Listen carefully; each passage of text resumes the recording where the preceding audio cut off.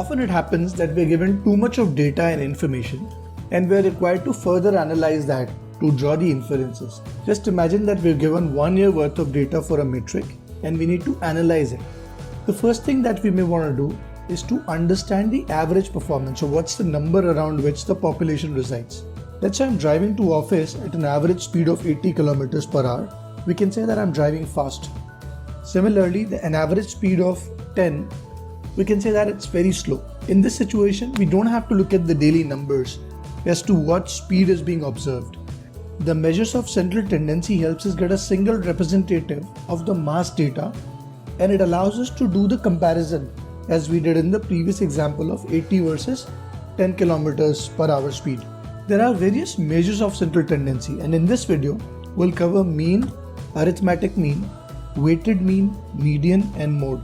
And at the end of the video, we'll discuss when to use which measure of central tendency. Arithmetic mean, also known as mean or average, is defined as the sum of all observations divided by the number of observations in that series. Here we have some numbers and we want to calculate the average. We'll add the numbers and divide that with the count of numbers. We will first do a sum of all these values that we have, and then we will count the total numbers that we have. In order to calculate the average, like I said, it's the sum of total values divided by the count of values. And this is the average that got calculated. Excel gives us a direct formula as well to calculate the average. It returns the average, the arithmetic mean of its argument, which can be numbers or names, arrays or references that contains numbers. There we go. This is how the average is calculated. Weighted mean is calculated by adding the total values that we have and then getting an aggregated value. Here we have data of some captains who played some matches and who won some matches. In order for us to calculate the average of the overall win rate, if I will just calculate the average of all the percentage of win rate, it may not be the right way of doing the calculations. It may not be the right way of computing the average for it. If I were to take an average of these all win rates, it may not be the right way. The main reason is because the frequencies that we have is different. It's not the same number of matches everybody has played. And of course, they have a different win rate. In that case, we will have to calculate the weighted mean. A weighted mean will be calculated by adding the total number of matches played and the total number of victories which they have. And the right way to calculate the weighted mean would be to divide the total victories that we have overall by the total number of matches that they have played overall.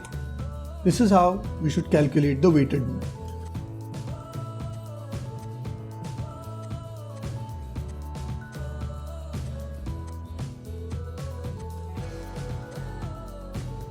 Median is that value of the variable which divides the whole distribution into two equal parts. A prerequisite of this is that the data must be arranged in ascending or descending order. When the count of numbers are odd, we take the middle value of the series.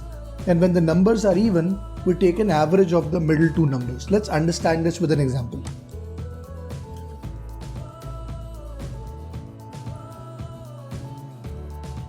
Here we have two series. One is with odd numbers, that is 11, and even numbers, the count is total is 10. In this series, if I were to sort this, I'll go to data. I'll sort this, let's say in lowest to highest. And since it's 11, these are odd numbers, I will be able to take the frequency that comes on number 6 because this is total 11. Number 6 will fall in between these two. And hence I can say that my median for this series is 25. There we go.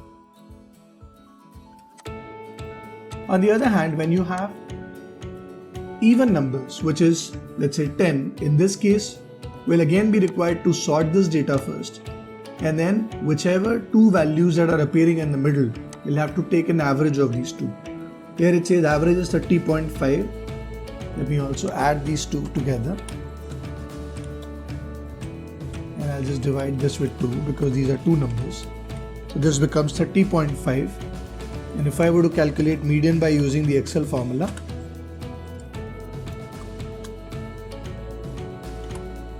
it will be 30.5. So the numbers are matching. As you can see, this is 30.5 as the median. Mode is the highest frequency in a distribution. Whichever value that is appearing the most in a given series, that will be considered as mode.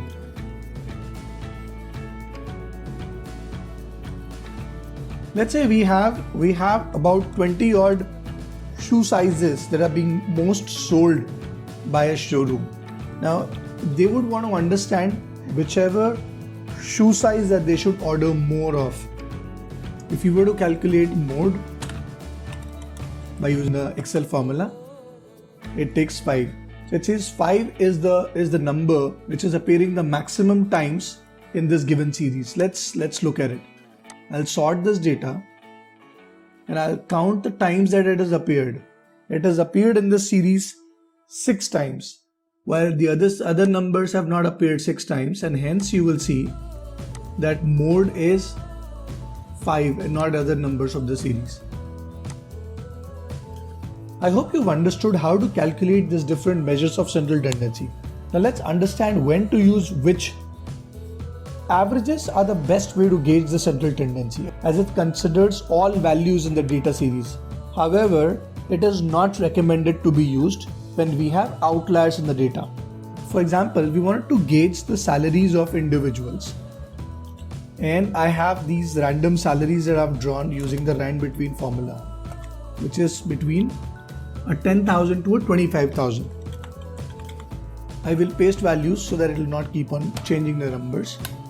And if I were to calculate the average of these, the average comes out to be somewhere close to 18,900, and the median comes close to again 18,000. And if I'll change the series and add 2 billionaires incomes into this, now because of this you will notice that the average has significantly changed just because of those 2 outliers that have come into the series.